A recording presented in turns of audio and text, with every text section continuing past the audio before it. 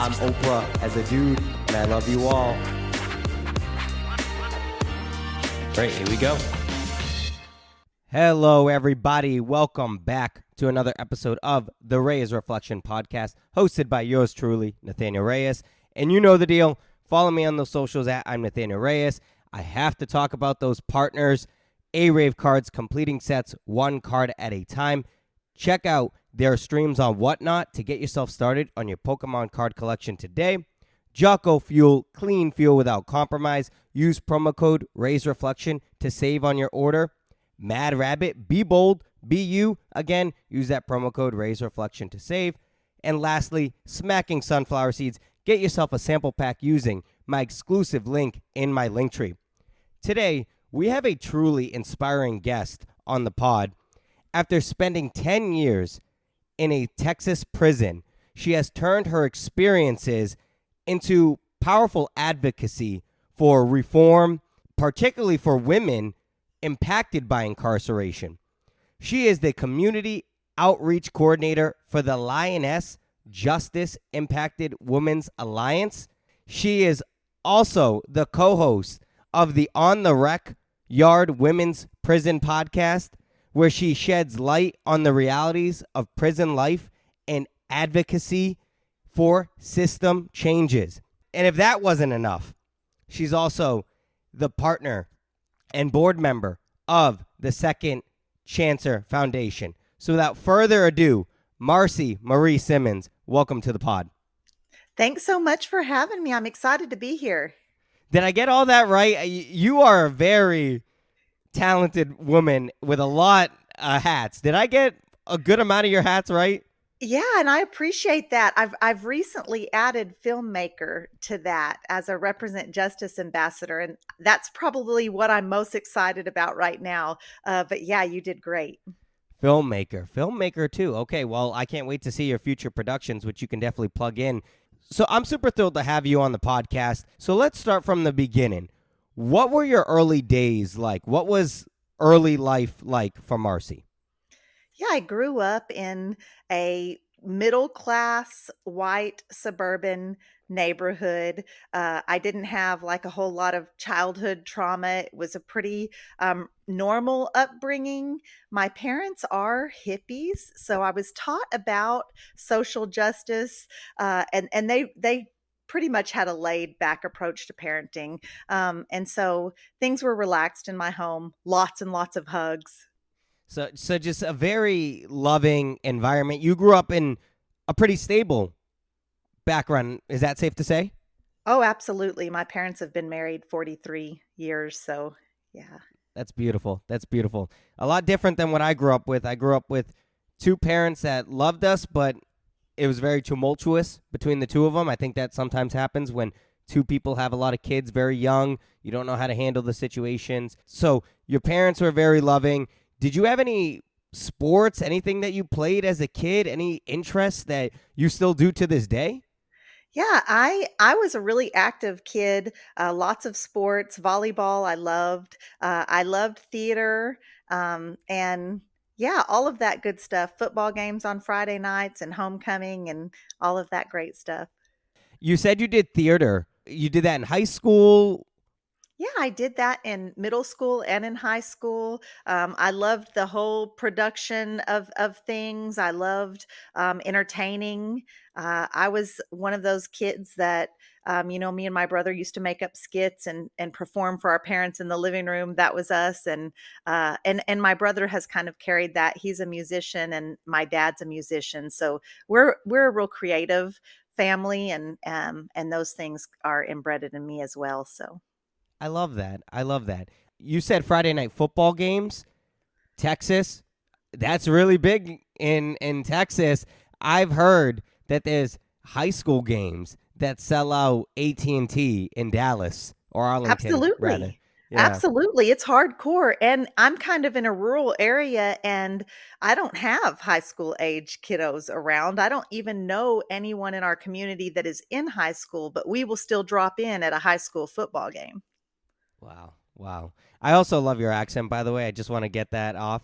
I love it. I'm a sucker for accents, and I love that. Is everything truly bigger in Texas? See, now I thought I was controlling my accent. So apparently not so much disguising. Well, Texas is yeah, there are bigger problems in Texas, I think. I think our criminal justice system is the biggest in the state.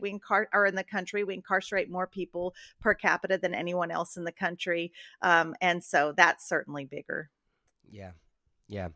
Yeah, we'll transition into that now. So you were incarcerated. That's no secret. You're very open and vocal about that. Why were you incarcerated? Yeah, so I'm incarcerated. My charge was theft over $200,000, and there were some things that led me. It's not like I woke up one morning and said I'm going to just take all this money, right? I had been recently divorced and in another relationship that wasn't very healthy. I did not have control of finances in that relationship. I had children from my previous marriage that they would come home from their dads and have all of this. I mean, just talk about all of this stuff that they were getting, game systems, and they had their own rooms at their dad's, and I'm just barely paying the light bill, kind of thing. And so there were stresses there, but really the biggest catalyst that led me to my incarceration was I started working from some basically pretty slimy guys. They were big entrepreneurs, very, very wealthy. Like the big money guy was like private jet kind of guy.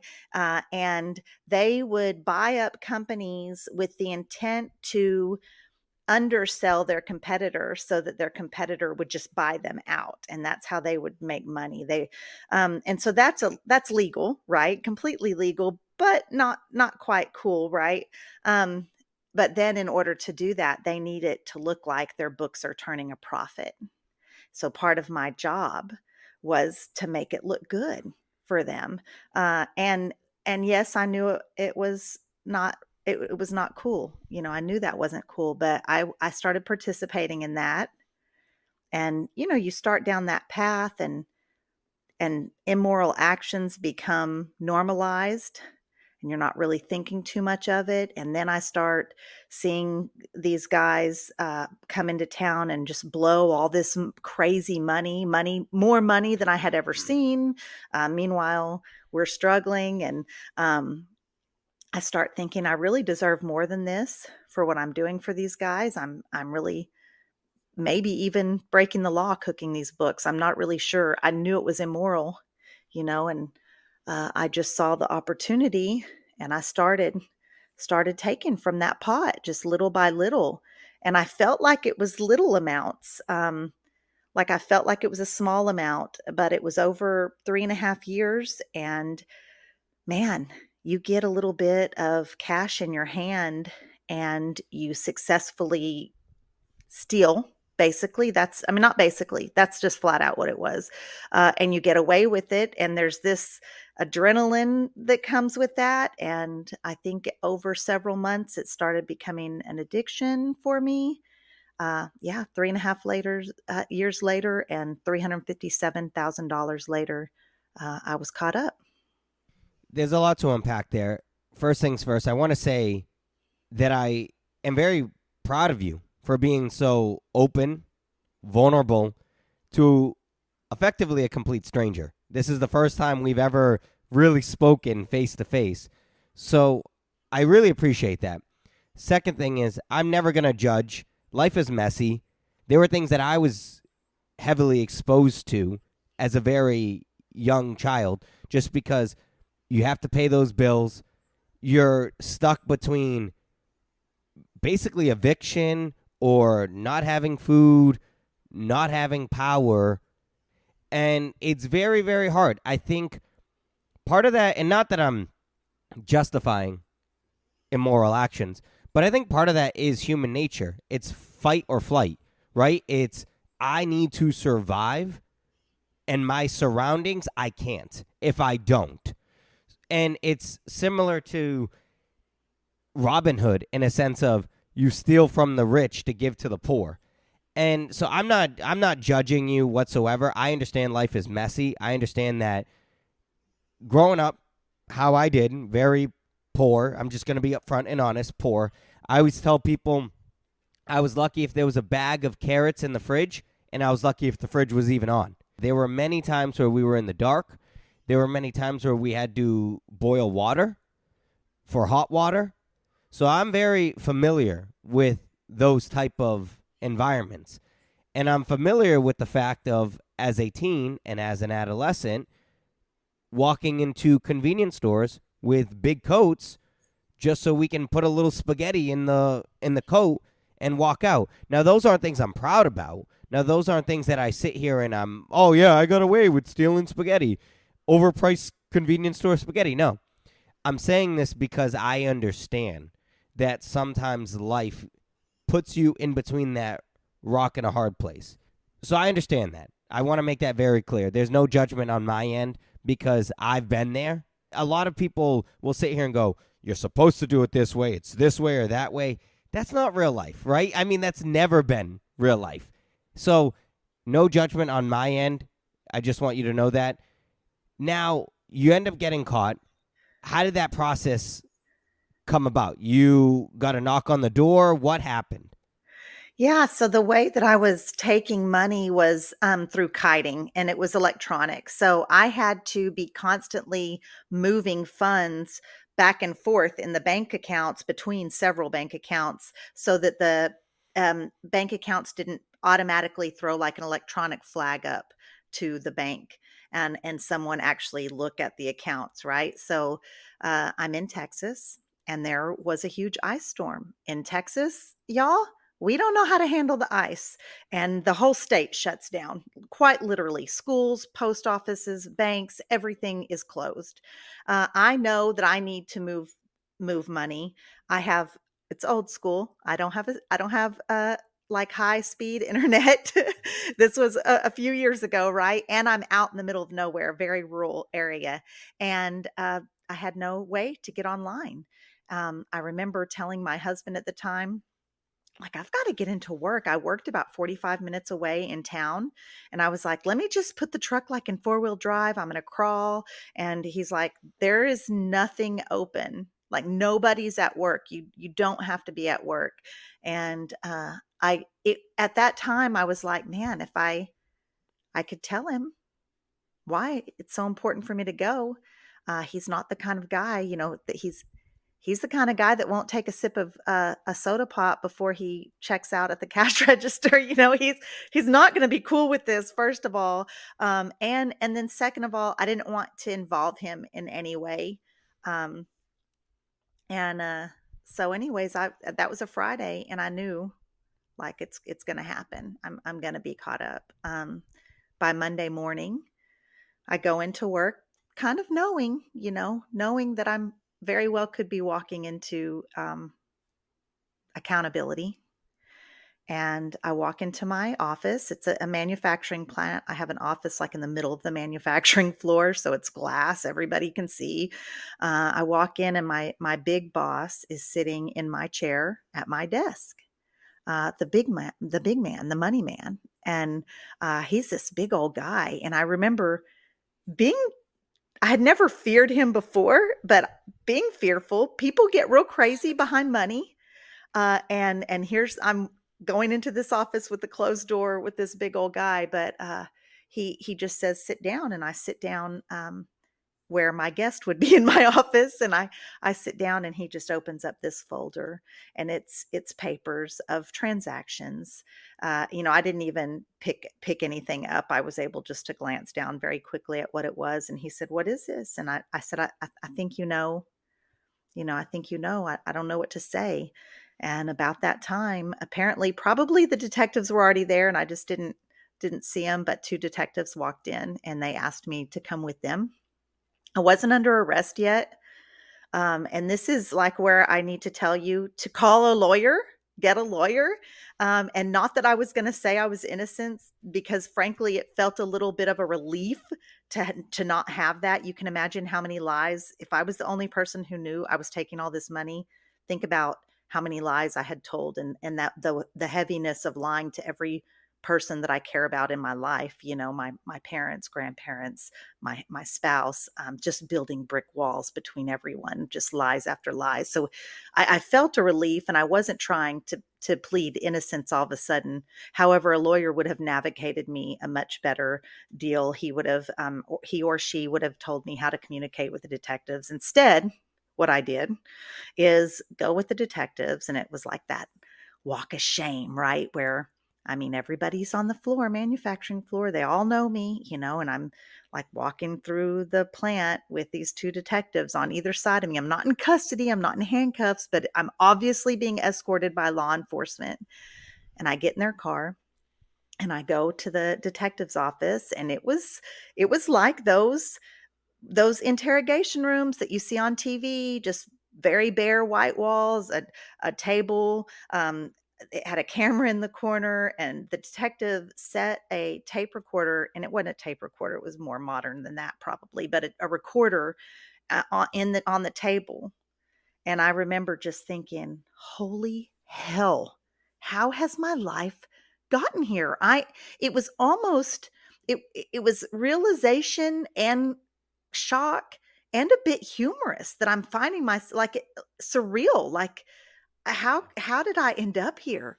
And then y'all, I spilled my guts. I told everything. I believed them when they said, hey, we're going to try to get you the best help that we can. We just need to know how everything worked. And bless their little hearts, they couldn't figure it out. I was like correcting them when they were, no, that's not how it works. Like, I don't know. I don't think they were playing me. I was naive enough just to trust them. They were playing me in that manner, but not playing me, I think, in their ignorance of how the crime was committed. Yeah. So he said, one of the detectives said, I've got to go call the DA. And they both left me there. And I'm just sitting there thinking, I'm fixing to go to jail. Right. Yeah. And they came back and said, yeah, we have a warrant for your arrest. They let me called home. And my husband at the time, he said, I said, I've been arrested. And I need you to make sure the kids, we had kids in childcare. And he said, did you not pay a speeding ticket or something? Like, he just couldn't even fathom why I would be arrested. Like, he thought it was something minor. Yeah, he thought it had to be.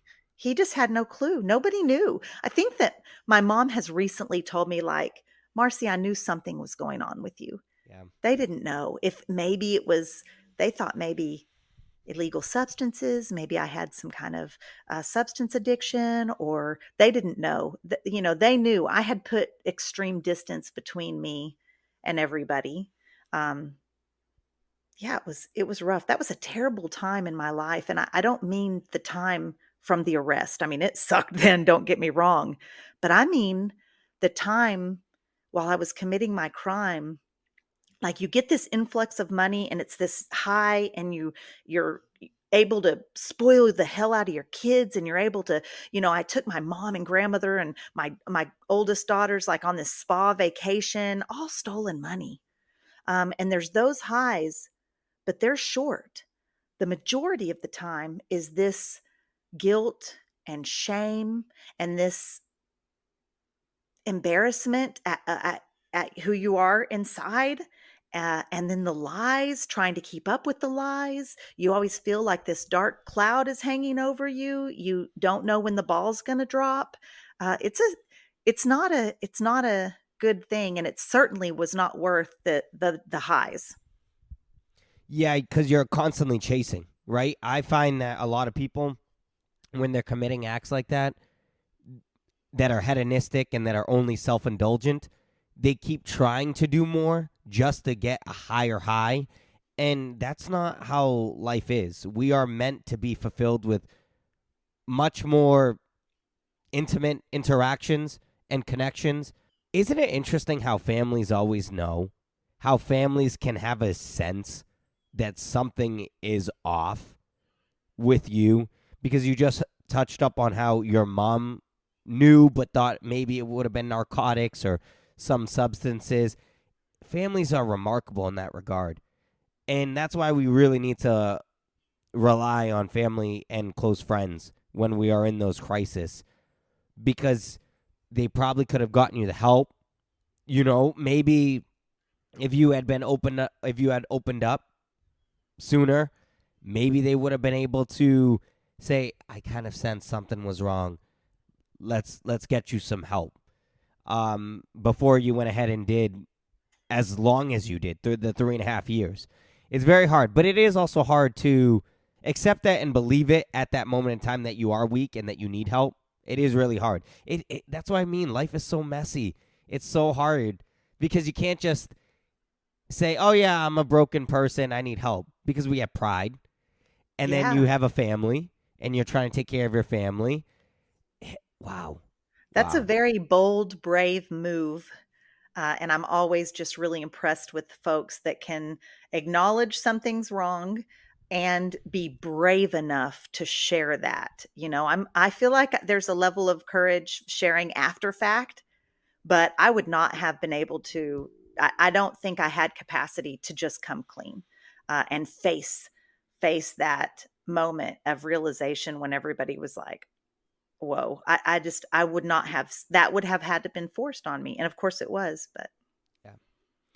I want to go back to that day, that particular day. So you knew that you were doing all this money laundering. You go with the detectives. Is there ever a moment in time where you thought to yourself, maybe I shouldn't come clean, maybe I should just stay quiet?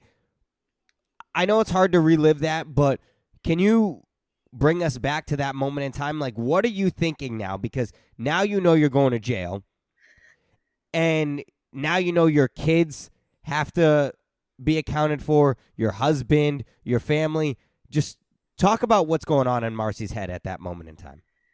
yeah, there was just such a relief, like a weight had been lifted. It felt so good to just lay it out. It never even occurred to me. It never occurred to me to wait for a lawyer. It never occurred to me not to cooperate. I was at that time in my life, growing up in middle class white suburban neighborhood and school.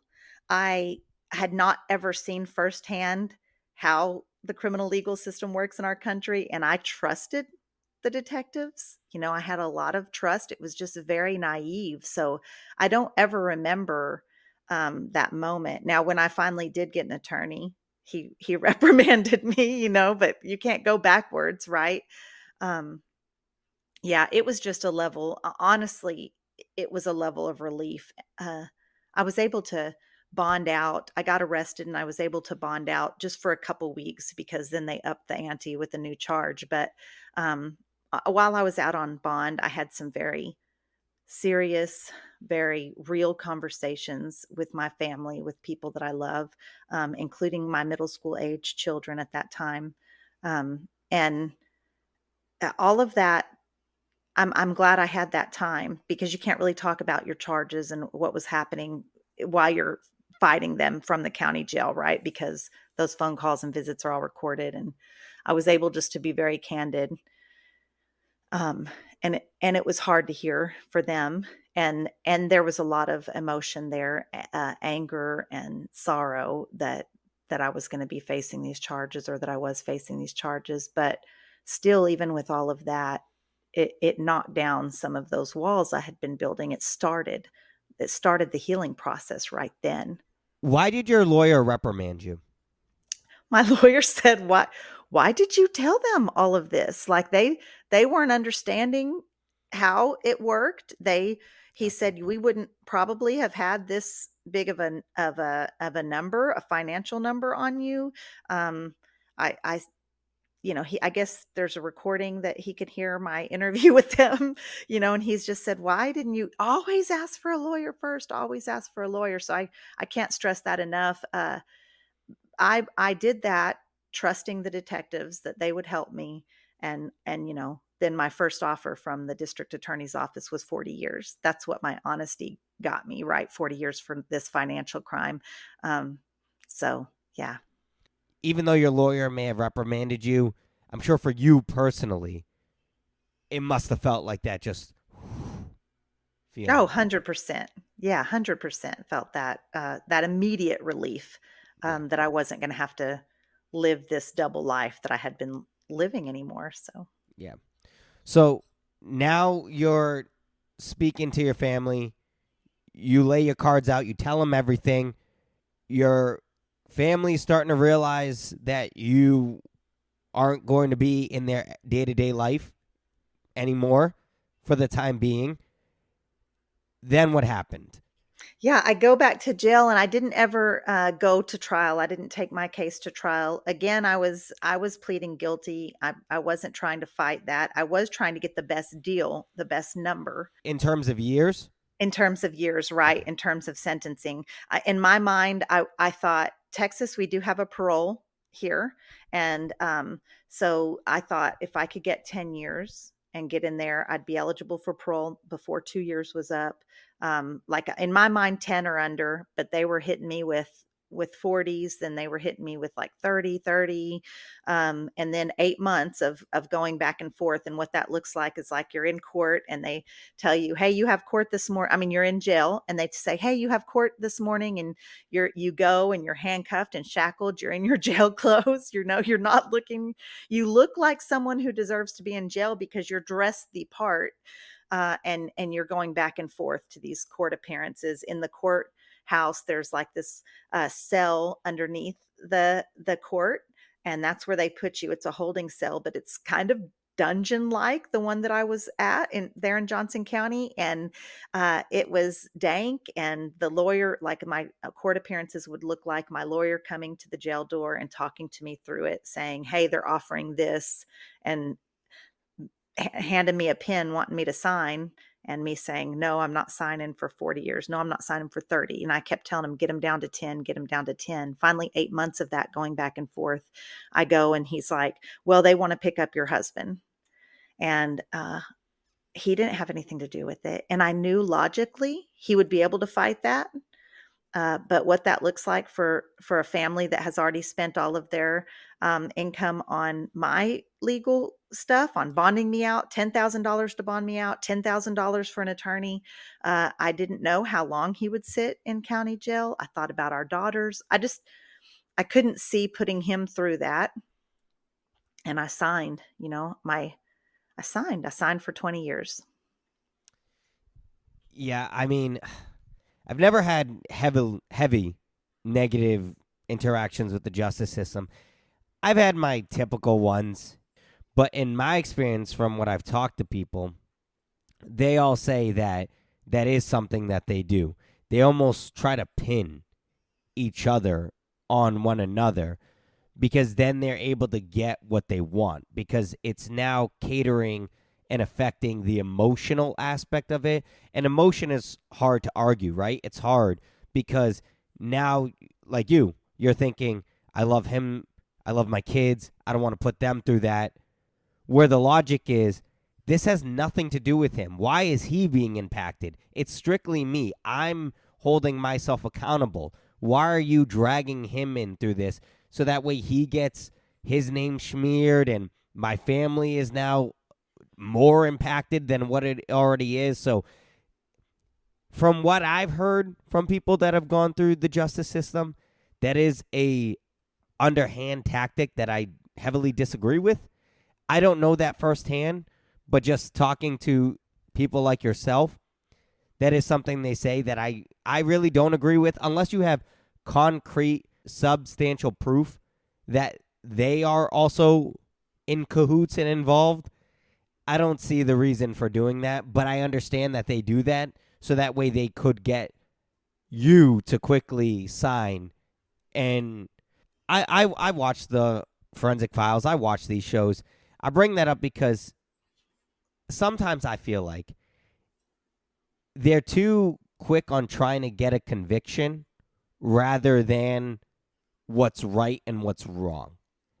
And that's what I've noticed. That's what I've seen. Similarly to you, I always have had trust and the utmost faith in our justice system. But as I've gotten older, I've realized people are people. We just talked about life is messy. There's an emotional element to it. Sometimes it's not black and white, especially with the law. There's a whole lot of gray. with the law. And it's not just this clear cut. If it was this clear cut, lawyers wouldn't matter. Different judicial systems wouldn't matter. If it was this black and white, it's a whole lot of gray.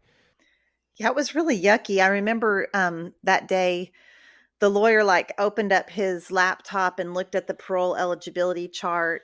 And it was like 28 months on a 20 sentence is the first time on a 20-year sentence, the first time you see parole. And he's just like, so it's easy. If you don't get in trouble, you'll go home. And then it turned out he has no idea what the parole board's going to do. Right. So I get to prison and I'm doing everything I'm supposed to be doing. I'm a college student and my kids are visiting me. I'm on the phone with my kids, but I'm also just trying to really work on myself. I'm reading a lot. I'm exercising a lot. And the parole board says, hey, you took too much money, so we're denying you, and then denied and denied and denied.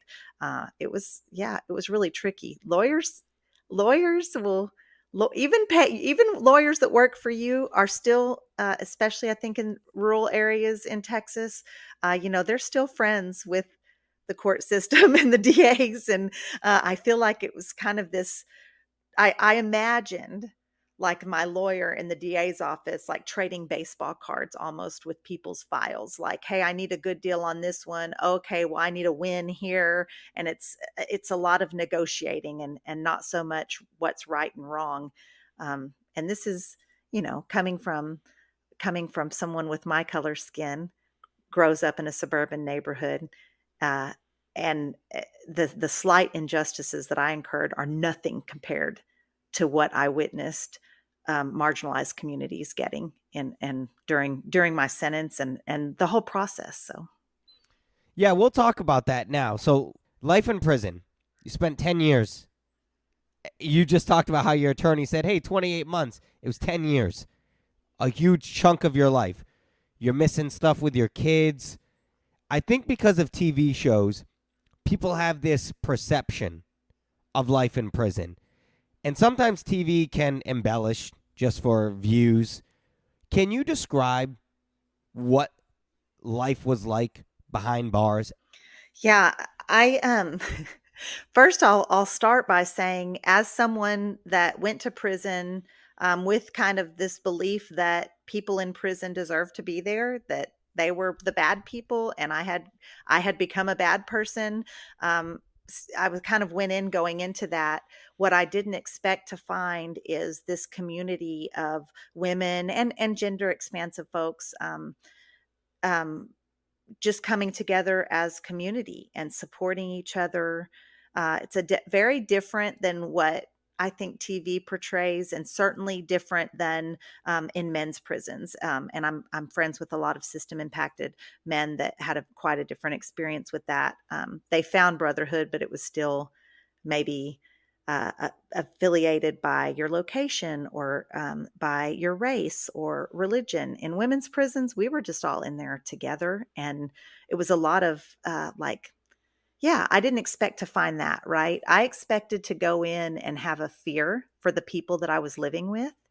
And it turned out that I was scared, and justifiably so. But it was from some of the prison staff and the culture of oppression in there. So, Yeah, I could never imagine a life behind bars. Not that I would ever want to, but to echo your sentiment, I have spoken to individuals that have been in a male prison, and they do say that there is that tribalism, primarily with race, and it causes a lot of friction and tension amongst inmates, but also amongst the guards. I also was really, really good friends with a person whose father was a prison guard. And he would tell me a lot of the things that he had seen. And he best described it that it's a highly pressurized version of life, in the sense of everything is backed by violence in some capacity. For example, reverting back to you for a second, if you had decided to flee, hypothetically, they would have had a bounty hunter. They would have had people that tracked you down, thrown you in jail, and then you would have gotten in more trouble. And the point that I'm making is that he had explained that in a male prison, it gets very, very aggressive, very, very fast. Testosterone is probably a big reason to that. Alpha maleism is probably a big reason for that. I can only speak as a male perspective. I think sometimes you go into a gym or you see somebody that's a little stronger than you. For some reason, as a man, we think, could I take them? Oh, maybe I want him to be my friend. Okay, he's more than a one-punch issue. I'm not going to go ahead and try to start an issue with this guy. And that's not because we want to just go around and fight people. I don't know why innately in men, that's what we think. I don't know if it's the testosterone, as I said, the alpha maleism. I don't know why. But for women, you bond more so with trauma, right? A lot of times women will bond because they're like, oh my goodness, my kids, or I've gone through this similarly, and now you're all together and you're building that sisterhood. Whereas for men, yes, they find that brotherhood, but there's a lot of layers of aggression or frustration before they get to that brotherhood. Once you break down that barrier, you realize there's more that bridges you than what separates you. But for you, it just sounded like it was a different experience. It wasn't that hostile environment immediately with the inmates. Is that safe to say? Right. When you get to prison, they sit you down and they shoot all these videos at you. I mean, it's just exhausting the first several days of like intake and orientation, and you're watching these videos of these terrible actors like acting like prison bullies, and don't take a soup from somebody or you're going to end up getting raped or something, like just these ridiculous things. And then you go in and you're like, um you don't have anything. I don't have a stamp to write home. I don't have shower shoes because I haven't been to commissary yet. I don't have shampoo, or, they in Texas, they give you these little lye soaps. Like, I need to wash my hair. And what I found is I go in and they're like, oh, hey, don't go in that shower barefoot, girl, because it's freaking nasty. You can wear my shoes, shampoo. And it was none of that. Nobody was looking to get paid back. No, everybody was just helping each other. And I'm like, hey, I need to get a message to my family that I pulled chain. And they're like, oh girl, I'll call my mom and she can text yours, like that. It was that kind of thing. So it wasn't, yeah, it was, hey, we're here to help each other. So yeah, now there's conflicts, and I learned to fight in prison. I had never fought out here, but I did, and God helped me. I liked it in there. Fighting was an appropriate response to some things in there. It was an expected response to some things in there. But then it was like one fight and it was over. It wasn't like this feud between gangs or something like that. So I feel like you just echoed my point of it's a highly pressurized version of real life. And what I mean is that in some ways you almost have to be willing to defend your point. We've all been in heavy arguments with people, and we feel that, and we're like, all right, am I ready to die on this hill and defend this point if I must? Whereas prison, it's so condensed that you have to be willing to at that moment in time. And so you learned how to fight. What did you like? Punch and bag? What was your no, day? I fought somebody. You did. You Yeah. actually. No, it wasn't like a training. It wasn't like Rocky in training or something before a boxing match. It was just literally, am I going to let this person disrespect me this way? And again, the appropriate response to levels of disrespect in there is violence. That's the expected societal norm inside of there. And it was, my first fight was over a seat in the day room in front of the TV. That's what my first fight was about. The girl came, I was fairly new. I had been there about less than a month, and I went and sat down, and apparently everybody in the dorm knew that she watched this program at this time and she sat in this spot. And she just talked cash money shit to me. She called me horrific names, just over me sitting there. And the way you handle that there is like not fight. It wasn't reactionary, like where you fight right then on cameras and where the laws can see. It's calculated. So I go back to my cubicle, and I've got my bunkie kind of cranking me up like, girl, you're going to let her talk to you like that? And in my mind, I'm like, no, I'm not. I'm not actually, I'm not going to do my time where people think they can talk to me like that. And she stepped in the sink area, is off camera. And I stepped in there and I said, hey, you're not going to handle me like that. And I think that I look this way and people don't really expect that from me. And she swung and there we were. And, I didn't come out on top. But nobody talked to me like that anymore because they knew I was about that I wasn't going to allow that. And from then, as years progress and instances arise, there were several fights. I had a fight in the dish room one time over a girl. I fought over a girl, some stupid girl that I don't even remember her full name anymore. And we in the dish room, I went in there and I had my friend. I'm like, I'm fixing to get this girl, and I had my friend watch for the law. And I look at her and I'm like putting my fingers at my eyes and pointing at her like that means look out, watch for the law. And I go in and the girl, she spit at me first. So that, then it was swinging. We were swinging and we're in the dish room and it's in Texas and it's not air conditioned. It's hot. The machines are humid. We're red faced. And we're swinging. And one of her friends panicked and called the laws, but my friend who was looking out was like, it's over. Like it's done. And so I immediately stop and the girl keeps swinging. I'm like, the law's coming. Stop. Because you both get in trouble. It doesn't matter who swung first. It doesn't matter if you even just hold your hands up and push somebody off of you. You're getting a fighting case. So we know, like, just stop if the law's there. And he came in and he took us both in handcuffs to medical because somebody told him we were fighting. And we're like, we weren't fighting. We're friends. And this girl that we had just been swinging are in medical, laughing and joking with each other, putting on this show for the staff. Like we were not fighting. And they're like, well, your face is real red. I'm like, yeah, it's 130 degrees in that dish room and the the humidity. It was just, you have to play it off. But yeah, there was lots of little situations like that. If you get caught by the law doing something like that, what happens? Do you go to solitary confinement? Because I see that in movies and TV shows about prison. Yeah. What happens there? Yeah, you're going to solitary confinement. You might get sprayed with pepper spray or the mace that they have. They have like an M2 can of mace. You might get sprayed if they catch you still swinging and you don't stop when they say stop. And you get to. I've been sprayed a few times, but you get handcuffed and you get walked down to solitary confinement with 2 officers on either side of you, and you go under investigation.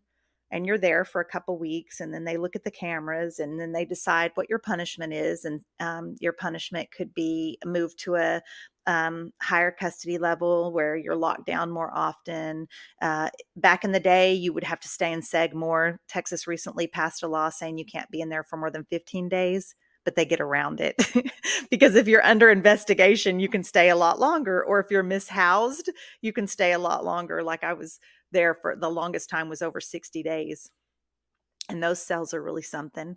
They are like what you see in prison movies, very small, very dark, dirty. It would not be unusual to see feces or blood on the wall. A lot of the way severe mental illness is handled within the system is they're locked up even further. So there's a lot of very mentally ill folks in that building. You're hearing outcries. You're hearing a lot of kind of wildness going on.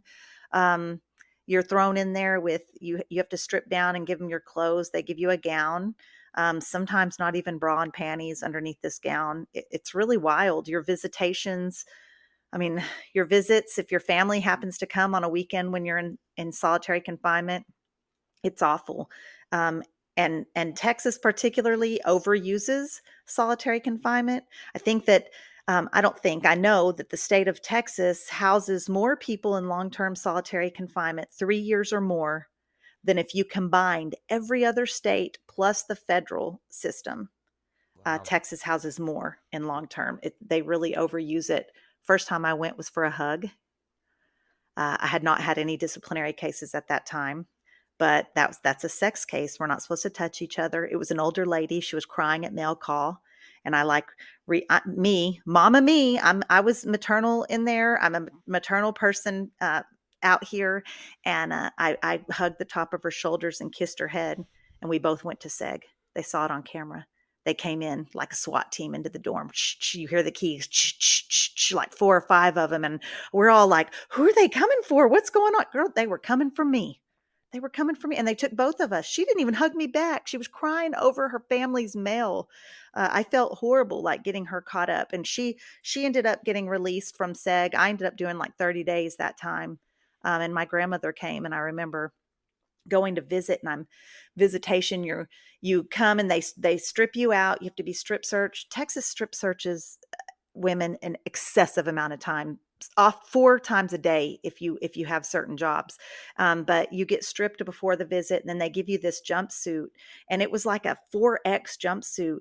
And I'm not petite, but I'm not 4X. And I told you I didn't have bra and panties that time, so you can see through the arms. I'm like, it's real low, and I'm trying to like walk holding it up, but I'm handcuffed in the back. So I'm like walking, moving my shoulders back, trying to lift it up. And they take you out on the street, on the main street through the prison, and you have to walk all the way to the visitation. And they make everyone on the street, like at Pill Line or going to and from Chow, they have to turn around and face the wall.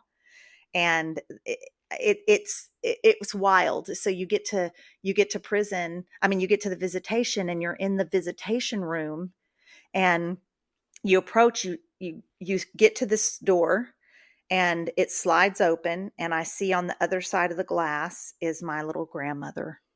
At this time she's like 78 or 79. And I'm just like, man, here she is watching these officers. I'm still handcuffed. She's seeing it. And then I have to step in this tiny little room with my grandmother looking at me through the glass, and they slide the metal door back, and I have to get on my knees. They open the bean chute, which is like the chute where they would serve trays or something, like serve chow. And I have to put my wrist through there, and I'm looking my grandmother in the eye, and I just see the horror in her face at having to witness this.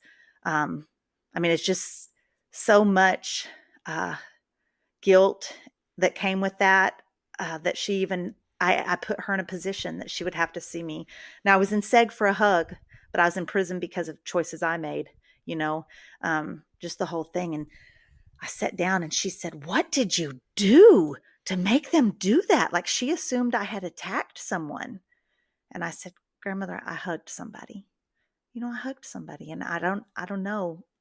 Yeah, it's wild in there. It's wild. I can't believe that they do that to people over trying to be affectionate or trying to care. Like, that's harsh. And I guess that sometimes that's the realities, right? Like, I've also heard that too. I've heard that some prison guards stonewalled and they have no emotion. And I get it. It's a tough job. I'm not trying to discredit anybody's feelings or opinions. It's a tough job. But I hear that, and I'm like, wow, where's the room for empathy and decency and being like, all right, you know what? This was a hug. It's nothing serious. Ask the person, hey, did you feel uncomfortable? No, they hugged me because I was sad about this. Move on. Even just a conversation to you, hey, we don't do that here. No worries. I will never do that again.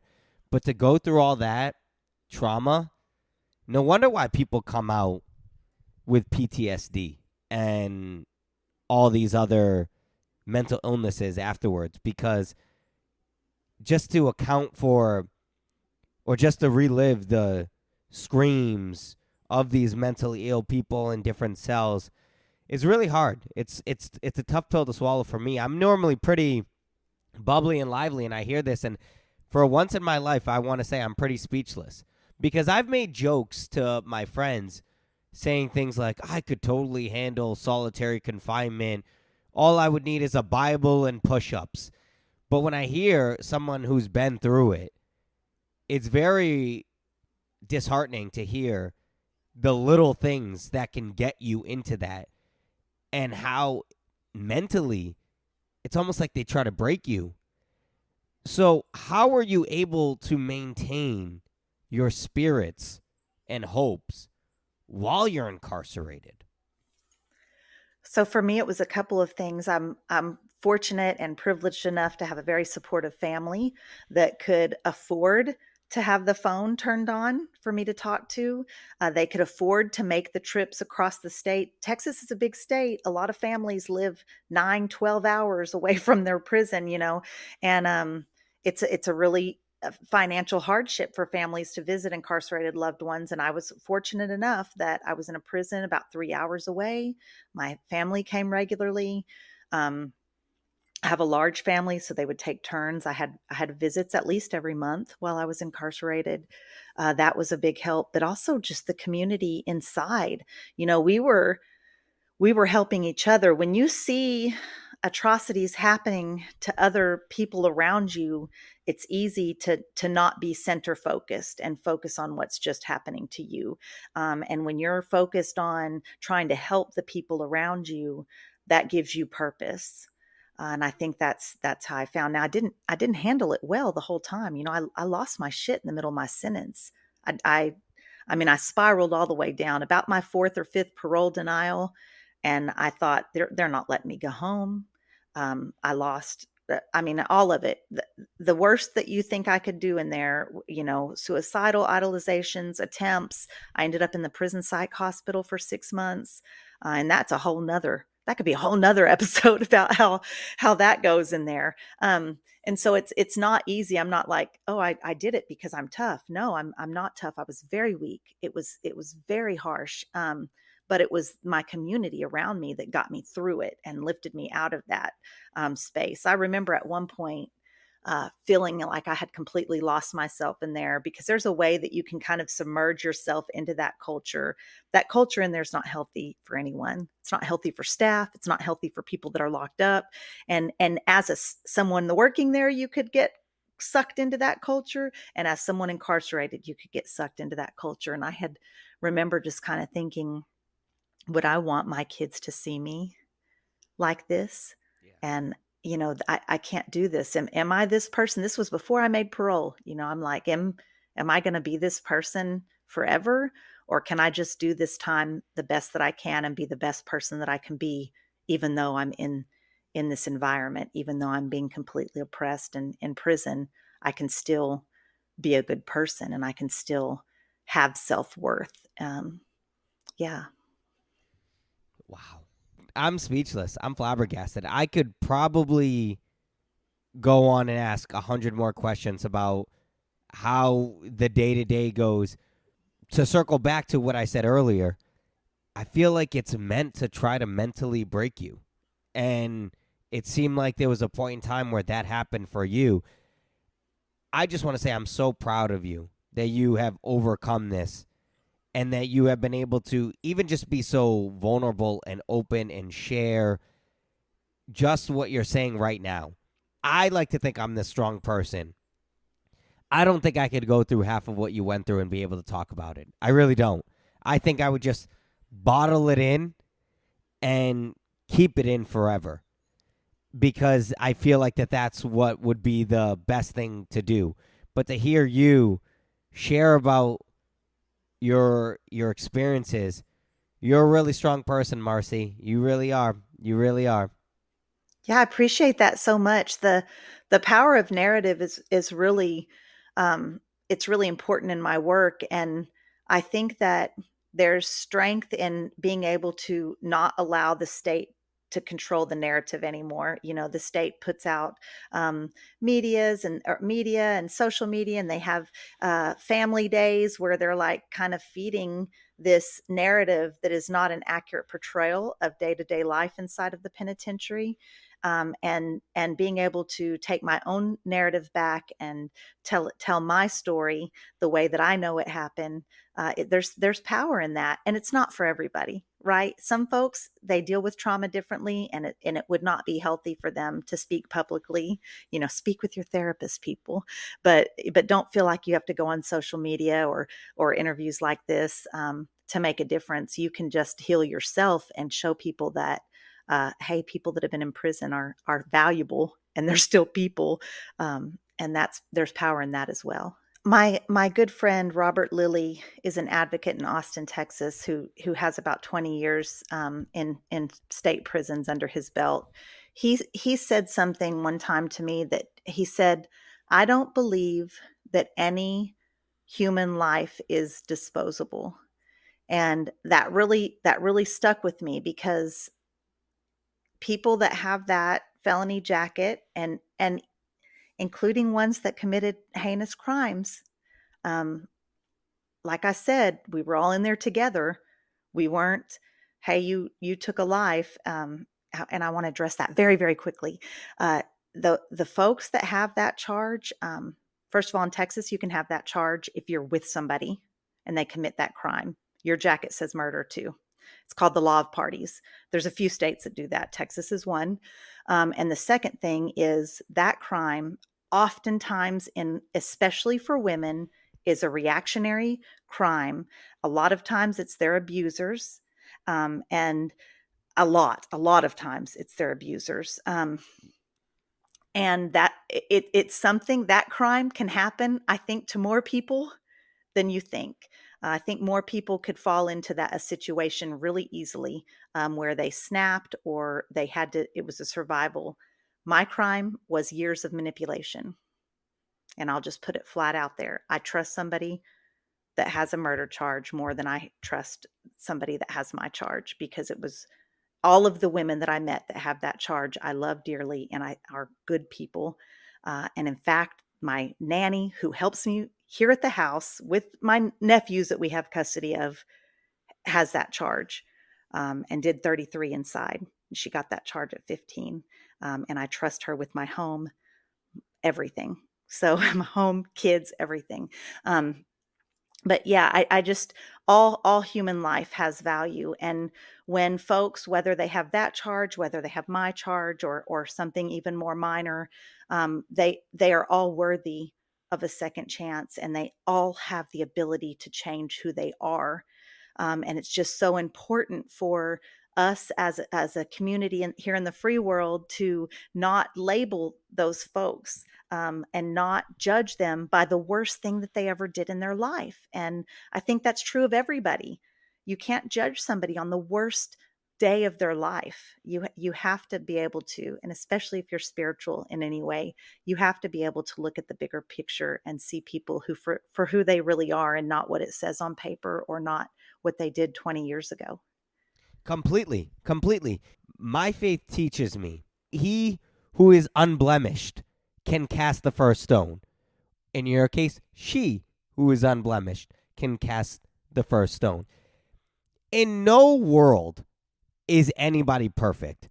Behind closed doors, you don't know what people are doing. Just because what you did got brought to the forefront doesn't mean that there's not millions of people that are doing things behind closed doors and that they're better than you just because it never got brought up. So I've never been that person. My mentality is right with you in the sense of people deserve a second chance in life.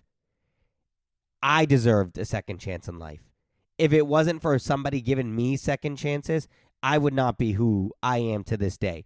The amount of times I've allowed my emotion to get the best of me, and I've said something hurtful to someone that some would deem as unforgivable, I just feel like the world needs more love and more forgiveness, and that's what I'm about, and it sounds like that's what you're about, and I'm glad that there's a voice on the internet like yours that's promoting that and advocating for that, because it's so easy to judge someone on their worst day. We got to start judging people on their best day. And we have to also meet people where they're at. That's what my religion teaches me. My religion teaches me to meet people where they're at. That's what I like to live my life as. Yeah, I couldn't agree with you more. I think that, we do. What would the world look like if we started really judging people by their best actions and lifting people up instead of, putting people down? And if our criminal legal system looked like community care, and prevention, instead of this reactive system that we have of throwing people in cages, instead of addressing whatever core thing led them to commit their crime. And that's just something I learned in prison, right? Is that the folks in there, they're already broken. The system didn't break them. Oftentimes, whatever happened in their life prior, and I'm kind of the exception to that. I'm the minority in there, someone that grew up pretty well. It's folks that have dealt with childhood trauma and abuse and things so horrific I won't even bring up, and talk about it casually because that was their life and they don't know different. And then they end up in prison. Something you said about your childhood or as a young man, taking things from the convenience store. Crime happens when people's needs aren't met. So what would it look like if we start investing in communities? And then, dare I say that our prison system is working, because I believe that it was set up to keep marginalized communities oppressed, and they're successfully doing that. And so I believe that we have to dismantle that system and shake things up. Yeah, I definitely feel like when you're younger, it's easy to marginalize people, especially when you see somebody who has maybe grown up in a affluent environment, or someone who didn't grow up in that luxury. Myself personally, I didn't grow up with money, and I was very insecure about that. And so because of that, yes, you're right. There were times where I did things that I was a little ashamed of now. I would steal Pokemon cards because all my friends had them and they had the money for it. When Christmas would come, they would talk about how they would get Game Boys, and at the time VHS and DVDs were big. Nobody knows what that is now. But they would talk about how they got this new movie on DVD. And here I got boxers and socks and deodorants and shampoos. And don't get me wrong, I loved all that. I needed that, right? That's what I need. But I feel like when you are in those environments of low income, it causes for a lot of desperation. It causes for a lot of people to do things that they wouldn't normally do because they want to have those needs met, as you brought up, right? There's a lot of needs that haven't been met. And so because of that, they're trying to force that, and they're trying to push the envelope to get that. And if we focused more on trying to have those needs met for others, you would see that the world would be a better place. And now I'm not saying everybody needs to be rich. I'm not saying that. I'm not saying, hey, let's make sure everybody's a millionaire. But it is a little disheartening when you see there's people that are struggling to even get food in their kids' mouths. And how dare somebody judge somebody? Now, I might get in trouble for saying this, and I really don't care. We said this off camera that I say what I think. I had one time seen a mother slip diapers into her coat, and I offered to buy them for her. And she said no. And from that moment on, I said, all right, you go your way, because I won't say a word. And if it meant that I got in trouble because I saw that, I wouldn't have cared. She's helping her child, and clearly she needs that. There's a desperation there. And who am I to sit there and judge somebody for how they do it? I feel like so many people in life are so quick to judge and so quick to want to feel morally better and higher. And, oh, well, at least I never had to do that. Honestly, I don't give a fuck about that. I don't give a fuck about what you never had to do in your life. I had to do it. It made me the person who I am. That's why I'm able to have these heart-to-heart conversations with people, and that's why I'm able to even understand it to a degree. Now, I don't understand it to the level that you do, but I've been there. As I said, at 15 years old, I'm stealing food. I'm stealing soaps. Even younger, I would try to sneak Pokemon cards. I remember there was one time I went and took a little pack of Pokemon cards, put it in my pocket. The guy who was running the store saw me. What did I do? I was a kid. I was scared. I freaking booked it. I ran. I even ran away from the direction of my home just so he didn't know where I lived. I feel like a lot of the times desperation causes that. Now, obviously, Pokemon cards aren't a desperation thing, but you're a child, right? You're learning. The world is very nuanced, and you don't understand. So to you, that is what you need. You need the Pokemon cards because all your friends have them. Whereas in your level of life, your kids needed food. You talked about how you couldn't even pay the gas bill, the electric bill. You needed a roof over your head. I feel like if we focused more on helping others when they need help, as opposed to judging others because they needed the help, the world would be a much more beautiful and fantastic place. 100%, and that's something I saw behind prison walls. There's a hierarchy in prison because now Texas, they don't give you a whole lot. You get one toothpaste when you first get there. I mean, you don't have deodorant, shampoo, none of those things, and they don't pay you for your labor. Lots of states at least pay some cents on the dollar that you could get some of those things. You are 100% reliant on outside funds, friends and family in the free world sending you money. But when we had people who did not have any outside financial support, those folks still had their basic needs met, and it was because of all of us against the rules. No traffic and trading. You're not supposed to share. You're not supposed to give things away. But when we had people in the dorm that did not have, we all gave in. We all gave. And Christmas is coming up here in a couple months, and at Christmas time, we would do a huge thing. We would, like, the people in the dorm that didn't go to store regularly, that didn't have commissary in the box, everybody came out of their box and put big packages together for them. And it was this community survival type situation in there. And we could learn from that out here, truly. Beautifully said. Couldn't agree with you more. I want to ask a couple questions before we wrap up this part one. What were holidays like in prison? Yeah, holidays were bittersweet. I remember being terribly sad, thinking about not being with my family. I remember throughout the day, like on Thanksgiving, I remember like at 11 in the morning thinking, man, my grandmother and my mom and my aunts are all in the kitchen cooking, and I'm in here. And I remember thinking, oh, okay, well, all the family's probably over at my grandmother's now. And just throughout the day, well, everybody's gathered around the TV watching the Cowboys. And I remember being very sad, but also there was joy because I had family on the inside. And we celebrated. On Thanksgiving morning, we would get up, we would press up our prison clothes. We would put extra makeup on, try to get extra cute. We would take the perfume samples out of magazines. They served a decent meal on Thanksgiving. You would get in line for chow with all your friends and all your family, with your play auntie and your play niece and your play mama, and you would go to the chow hall and eat the meal together. That evening, we would all cook together. It would be a big spread.